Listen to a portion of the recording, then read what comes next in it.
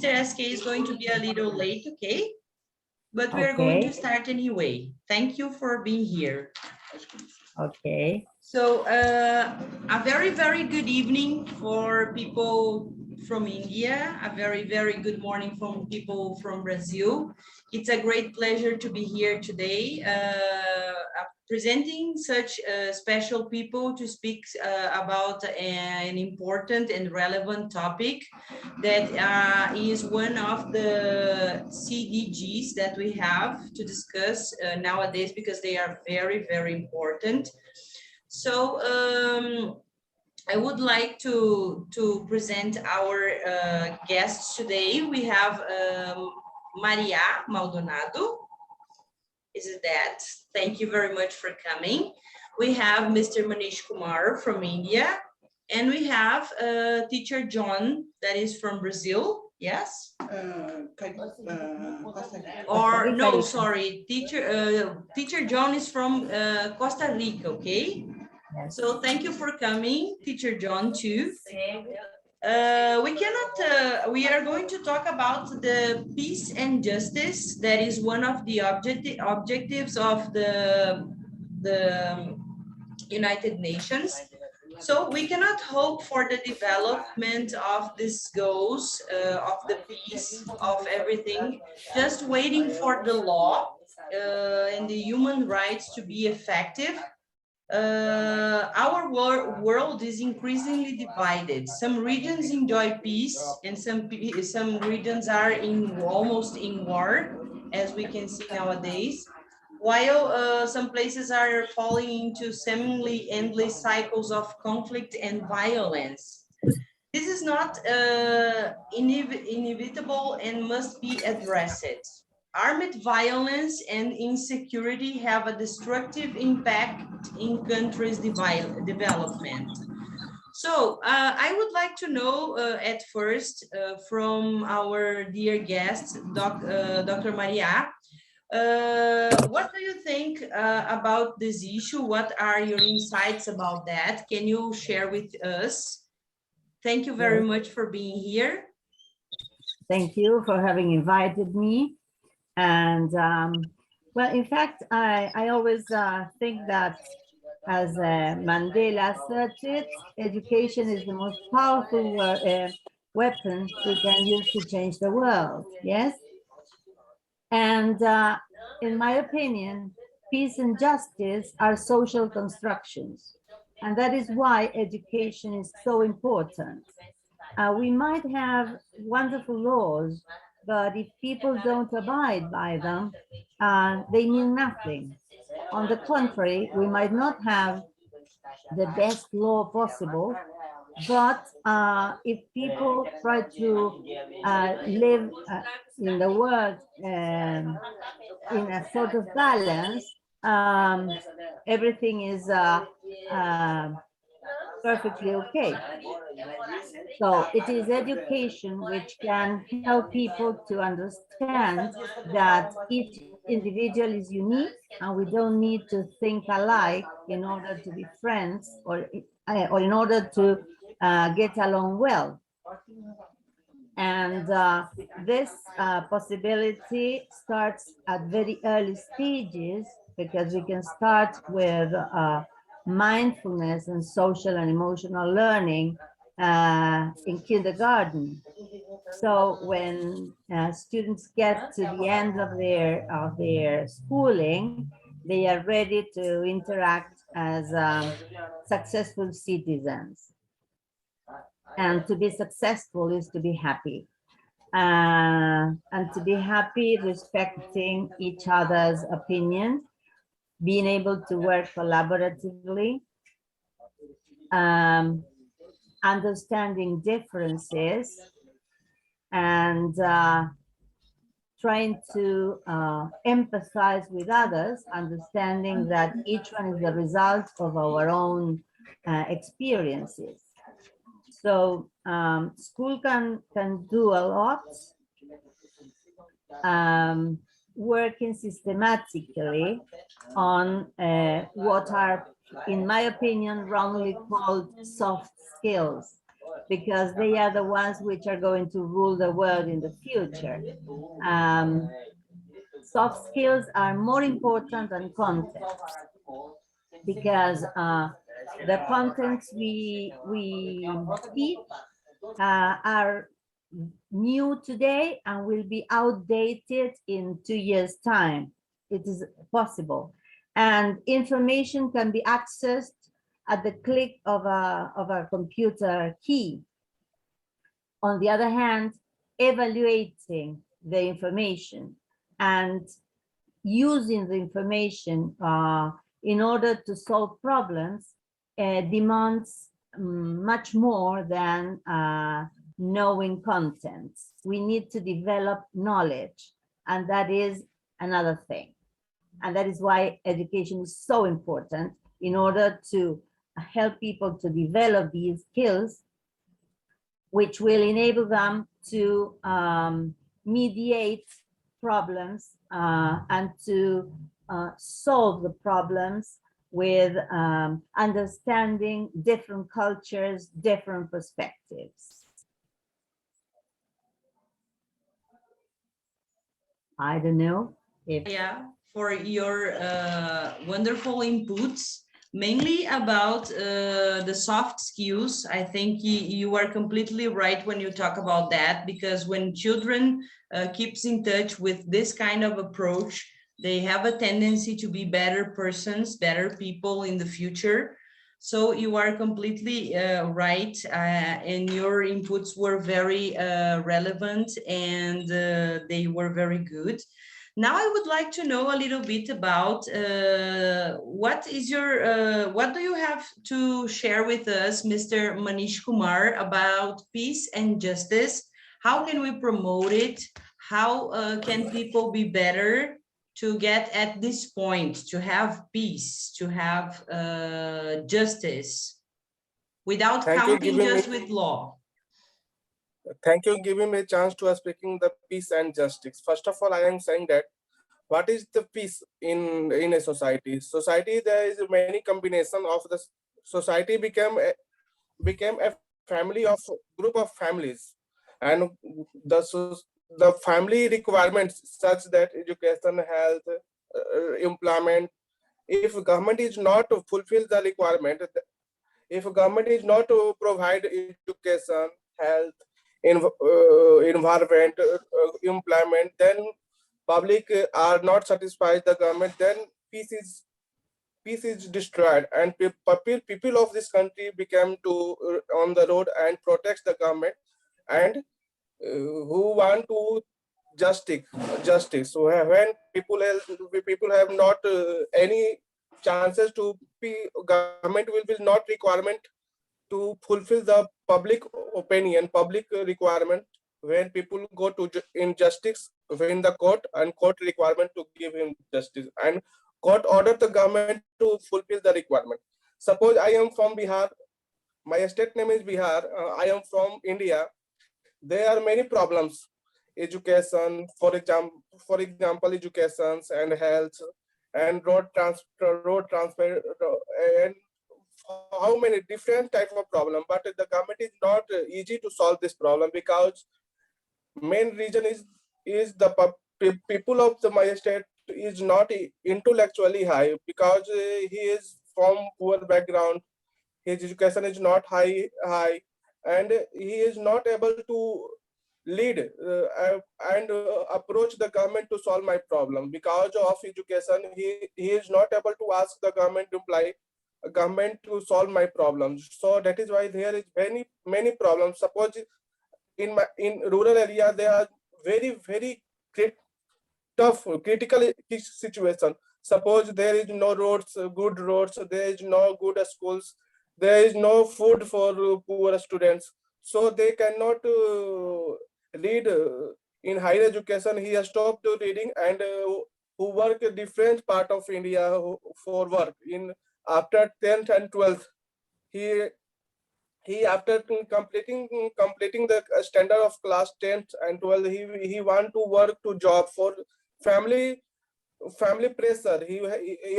His family has no money to spend in higher education, because your family is very poor, and he is looking job for under 18, under 14, under 10, on the below of age of 10, yeah, 10 to 12, 10 to 15. This is the very rough, very situation is wrong in my state. So government policies, here there are many government policies for society development, but all the policies on the policies the on the policy is not present in on the road, on the copy, not in rural, on the ground of the policy is not present in on the ground. Only sirf officer can do rough words on kagaz of and pen, and not on, suppose a government provide any scheme to rural development, but main aim is not completed by on the ground report. Only develop in officially work on the pen and pay table. So there is the many problem in my state for main problem is, and education is a very big problem in my state, because this situation is very tough. In the data of Niti Aayog, Bihar is the सबसे lowest in education all over India. So this is the very big mistake by the government of India. The government of Bihar is not addressing this problem to solve this condition, and government of India is also to do this, because I am the part of India. Not this is the, if Bihar is not developed, because there is 13 crores people live in Bihar. So if 13 crore people does not develop, so India is not developed. So first of all, government of India and government of Bihar, both of government are requested to please solve this all the concern of the problem. Without problem solving, this is not solution is given. Thank you, Mr. Manish. I will call you again for a final comment later. Thanks for your insights and your great ideas. Thank you for sharing with us a little bit of the Indian situation too. That's very important. So now I would like to hear Teacher John from Costa Rica. Teacher John, how can we reduce all kinds of violence? What's your opinion about that? What your insights about it? Yeah, thank you very much for inviting me. First of all, I do appreciate this time. I want to say that it's very difficult, right? Mainly right now that we are going through this pandemic situation. So people are getting poor. I'm from Costa Rica, but I'm living here in Brazil. And I'm seeing that every single day. I can see people that they are depressive, they are sad because of things are getting worse. Violence, it's an important word, but we start saying like violence could be something as little as increasing of food or groceries. Violence starts there, like with population in general, you know, like when you want to get like fuel for you to make a trip on your car, but the fuel is so high, so people start doing things like wrong things instead of working, or lack of opportunities, for example. So that's violence in these kind of countries like Latin America, you know, poverty, lack of education, lack of job opportunities. That's basically violence. But the only way for us to get that peace, or at least to get that, let's see, because we are not going to get peace like in total, you know, but at least we can work on it, is like having better governments, which is very complicated in these countries, unfortunately, because corruption is so bad. So to be honest with you, my insight about that is not really positive. The only thing that I can say, I can be realistic, is that we are going through a very difficult situation, mainly with this pandemic time. And we have to be just good human beings, you know, and try to tolerate others. That's what I can say about that. Honestly, I don't have like a speech about how can I do that, or, you know, but that's like a real insight about what I can see on people in real life here in this country, in Latin America. Thank you, Teacher John. Thank you. I appreciated your personal opinion about this topic. That is very well. And you, are you living in Brazil now? Yeah. Are you living in Brazil? Okay. Thank you. Yeah. Dr. Maria, please, I would like to hear from you. What are the causes, the reasons that make a person or people together to become violent? What brings this out from people? Well, there are many reasons, and it depends on the context in which people live. There are reasons within the family context, and it depends on how the people are raised. Sometimes they are raised with violence, and that is what they learn. On other occasions, it is a rage because they see lack of justice, and so they want to react against that. On occasions, violence, as Professor John said, can be of different kinds. So sometimes a comment can be violence. Bullying at school is terrible, and we fight bullying, but at home, sometimes we criticize people, giving kids a bad example. So we have to be careful about that. That is why education is so important, in my opinion.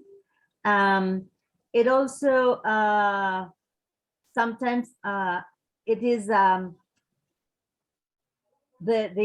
lack of possibilities people face. They cannot develop, and so they react violently. Nevertheless, I will disagree with Teacher John in the sense that I'm positive.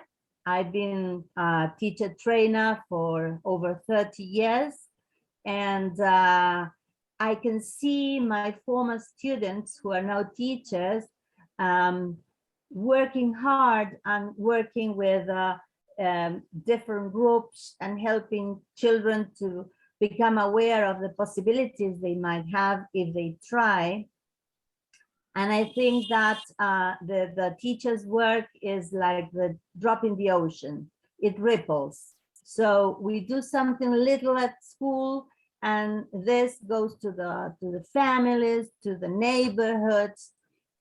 And so it is a work which is very slow, and we feel it is little, but we are many. And so in response to Dr. Kuma, I will say that in every country we have, it's a pity, but we have corruption. Governments are not up to the level of the country, who are waiting for them to behave in a different way. But if we wait for the government to change, we will never change anything. So that is why teachers are so powerful, because we can make a change in society if we stick to it, if we work together, if we really believe in what we are doing. I'm a passionate teacher, as you might see, and I believe it is absolutely possible. I've lived it. It's not that I have changed a whole city or a whole country, but if we each change at least 10, 20 people around us, it ripples and it becomes more and more each day. And I believe in that. I believe in the power of education, really. Perfect, perfect. Very well, Dr. Maria. You said that teachers are like a drop in the ocean, and this is true. But you are completely right when you say that we need to make our small change with what we can, with what we have. This is very important. The little that we do will change so much in the future. So Dr. Manish or Mr. Manish, I don't know, what do you think is the best way to act when you think something is not being fair, something is not being with someone or with you? How can a person handle with unfair things? What do you think about that? We are talking about justice in this case. Okay. Mr. Professor Maya said कि teacher is the very important part of the society. In India, teacher is called a god. In my situation after 2000 in India, the value of teachers in society is very great, but in the scenario of 1500 years, the teacher is not good, so ethical before the teacher can do. As a teacher, teacher is the very great person in the society. In the scenario, if all the teachers of the government students or government schools are become his real job, at then the society will be become changed. But teacher is not in a government hospital and government professor and government teachers. He is not enjoy to teaching the government school. He enjoying to teaching the private school and private hospital. That is why the situation is very worst, very critical condition is the region, because all the professors and teachers are related to in government colleges and government hospitals, but he cannot handle in government schools and government college and government hospital. Who told students and patients you can go to private in my private clinic, private schools, private coaching situation? So first of all, we are changing in the society. First, we can create a good environment for all the situation, because in India, world of the suppose here India is become medical tourism sector is growing on, because medical facility of India is very cheap other than other of the world. So here the poor family, a poor background family have go to government hospital. He is not able to present doctors, nurses, so he can only option to go to private clinics, private coachings, private schools. So first of all, we will change the policy maker. Policy, or suppose any who is the CM, who is the paying PM of the state. First of all, he said that he want to look that the situation is how to make a good. First, we will changing the situation of the government schools, government colleges, and any type of government institution. We will make to change the situation.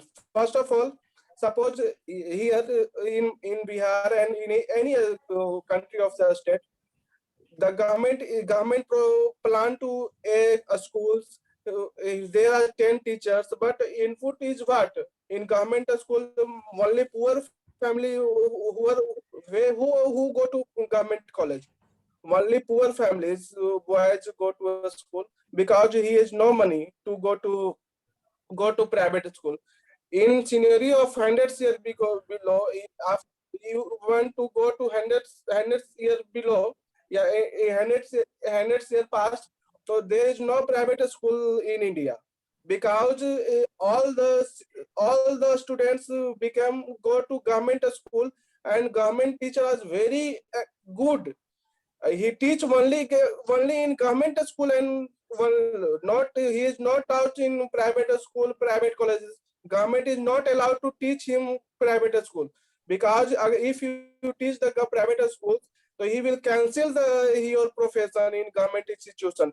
But in the situation here of all the profession, who doctor, engineers, professor, who practice in private and government both, this is the main cause for development of private institution is big, but government institution is very low. So government plan, if I am working government professor, so I don't government plan ask me, you don't go to private colleges and university. If you want to if you want to study teach in private college, you will resign the government school and college. So if this is condition is the if the government plan this situation, the government situation or government institution become very good.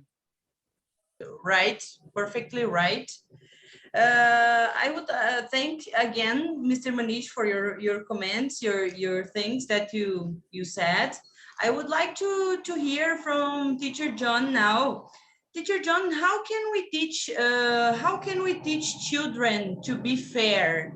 Do you have some examples in practice of something that you do in your classroom? That what do you do? How do you act when you see something that is not being fair in the classroom to teach them justice?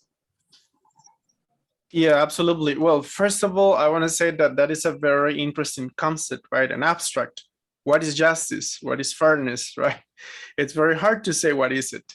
Though I can tell you that what I can do most of the time, what I do most of the time, it's let them know that justice sometimes could be too short between them, could be to tolerate, respect others' ideas and opinions.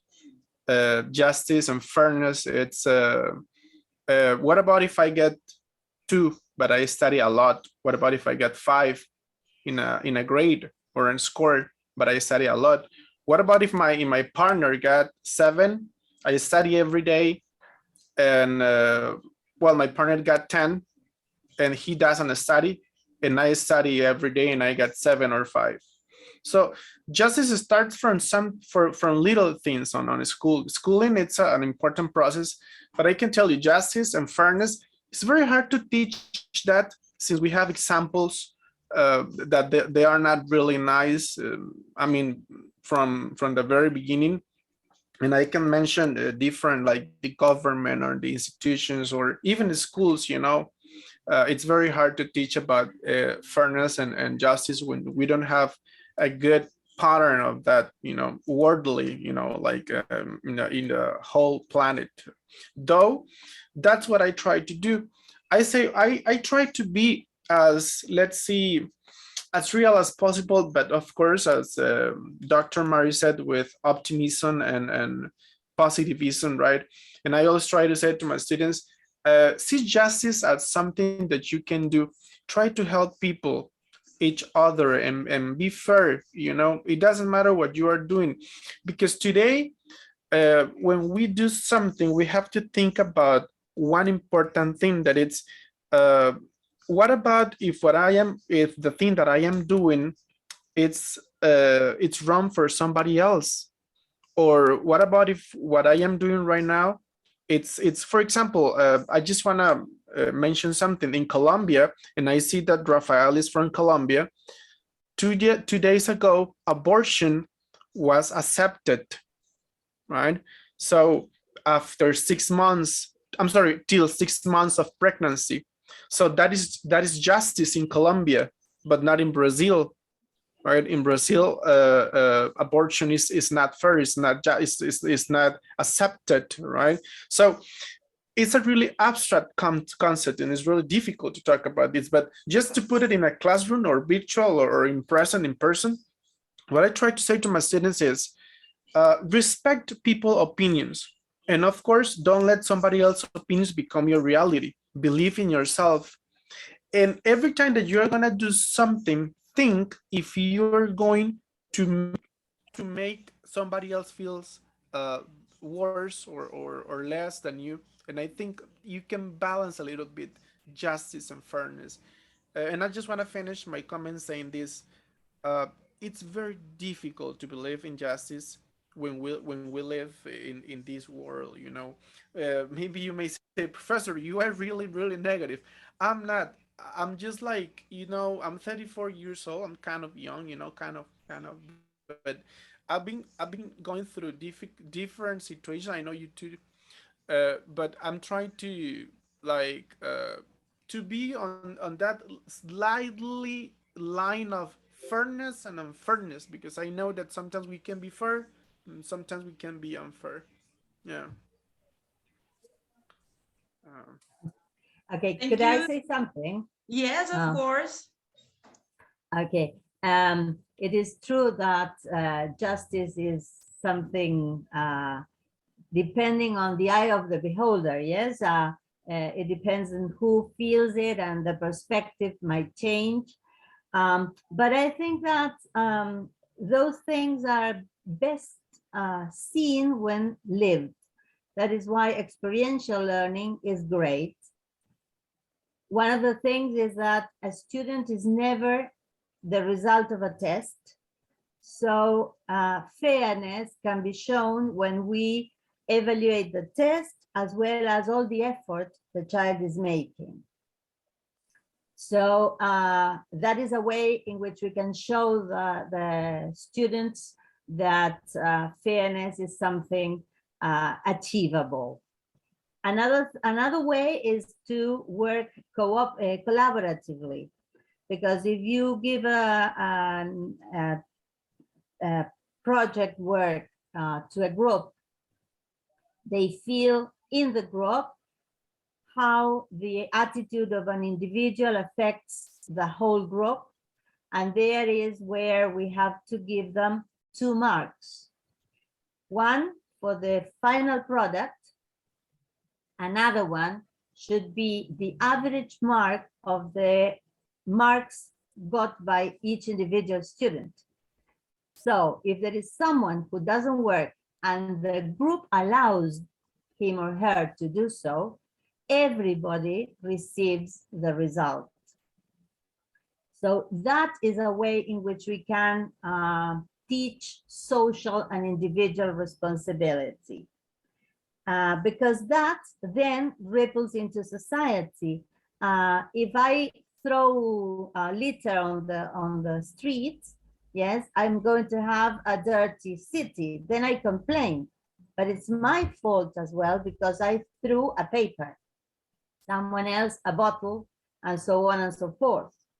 So living in the classroom, the things we want to teach is better than telling them what everything is about.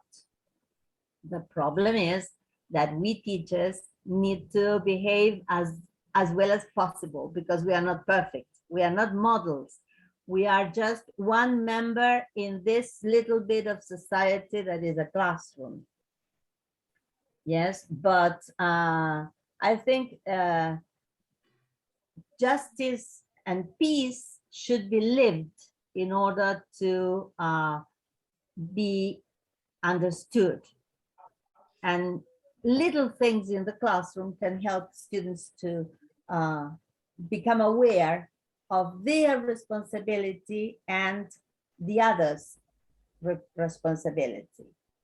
I always say that no matter the problem we face, there are always at least 2 choices. So we choose, and we must be responsible for the result of our choices. Perfect. And that is what sometimes teachers don't do, or parents don't do. Yes, you are completely right. I think I was thinking here, and you all were very brilliant in your speeches. And I was thinking the best thing to do is to think that what wouldn't I like a person to do to me, I will not do to the others, right? This is something simple that we need to follow because it's very, very special. And we are going to close the session now, but I would like to invite all of you to become members of GEL. We are going to pass for you the instructions later, the directions. If you want, it would be a great pleasure for us to have you. And I would like to thank you for being here, to take your time to be with us, to share a message of peace and justice for the world. We are going to send you the certificates of this webinar. And I think Rafael, Rafael, please, can you put your name in the chat box for us to send you a certificate, please? All right, now I would like to call Dr. Beatriz here to leave her final message. So thank you to the speakers who selflessly of their activities are here to share their ideas. The Global Edu Leaders Forum GEL family, in particular, SK Singh, founder and chairman, for his concern for humanity. We know that together we can do a lot. There is no peace without justice. This is a truth that must inspire the people's horizons in the construction of a new social, economic, and political order to achieve peace. There is no peace without justice. Without this understanding, there will be a resurgence of different forms of violence. Society will become a field of war of all kinds, increasingly eroding the reaches of cultural and historical fabric that characterize a country. The new order to be sought requires an end to the unacceptable situation of injustice, which has established itself in the form of social inequalities and unfolding in misery, unemployment, and indifference to those who suffer.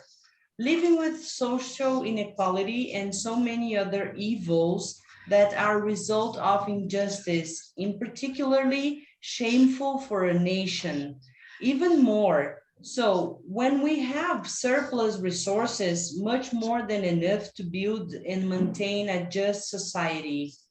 Faced with so many possibilities, it is clear that the current serious situation of inequality is not the work of chance.